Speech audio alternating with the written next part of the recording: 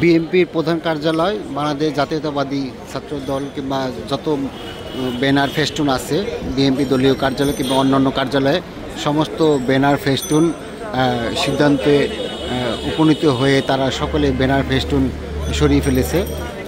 দেখতেছেন কোনো banner festoon নাই, পুরো নয়াপল্টন পরিষ্কার। যেখানে আগে এখানে ফেস্টুন ব্যানারে ছেয়ে যেত, এখানে বিল্ডিংটা দেখা যেত না, এত ফেস্টুন ব্যানার ছিল এখানে। এখন আর কোনো ফেস্টুন ব্যানার নেই,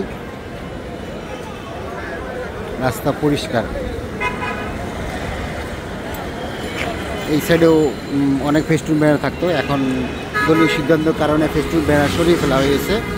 আপনারা দেখতেছেন কোনো ফেস্টুন কিংবা ব্যানার এখানে নেই। দলীয় কার্যালয়ের যে প্রধান কার্যালয় এখানে কোনো ফেস্টুন ব্যানার নেই।